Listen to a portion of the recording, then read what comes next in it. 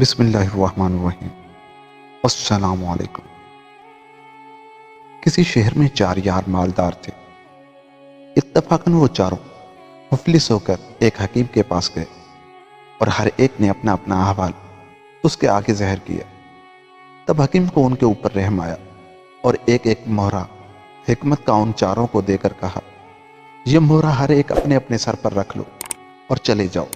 جس کے سر کا مہرہ جس جگہ گرے وہ اس جگہ کو کھو دے، جو اس میں نکلے وہ اس کا حق ہے۔ آخر وہ چاروں ہر ایک مہرہ اپنے سر پر رکھ کر ایک طرف کو چلے۔ جب کئی کوس گئے، ایک کے سر کا مہرہ گرا۔ اس نے جو اس جگہ کو کھودا تو تانبا نکلا۔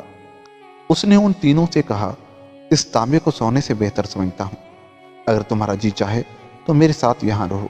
انہوں نے اس کا کہنا نہ مانا اور آگے بڑھے۔ تھوڑی دور گئے تھے کہ پھر دوسرے کے سر کا مہرہ گرا۔ اس نے جو زمین کھودی تو روپیہ نکلا۔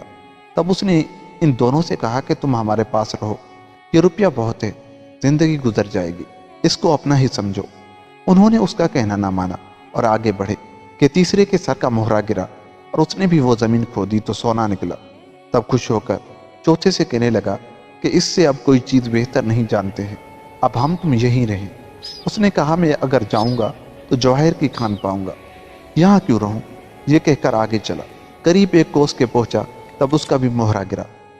اس طرح جو اس نے جگہ کھودی تو لوہا نکلا۔ یہ حالت دیکھ کر نہایت شرمندہ ہوا اور اپنے جی میں کہنے لگا کہ میں نے کیوں سونے کو چھوڑا اور اپنے یار کا کہنا نہ مانا۔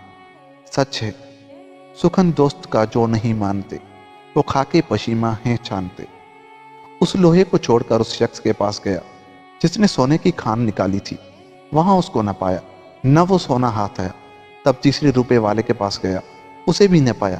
وہاں سے تانبے والے کے پاس گیا، اسے بھی نہ پایا۔ تب اپنی قسمت کو رویا اور کہنے لگا کہ زیادہ قسمت سے کوئی نہیں پاتا۔ وہ پھر حکیم کے گھر گیا، اسے بھی وہاں نہ پایا۔ تب وہ بیچارہ نہایت پشیمان ہو کر یہ شعر کہنے لگا، کس سے کیا کہیے کہ کیا کیا ہم نے، جو کیا سو برا کیا ہم نے۔ دوستو کہتے ہیں اگر دوستوں کی بات جو نہ مانے وہ دھکے تو ضرور کھائے۔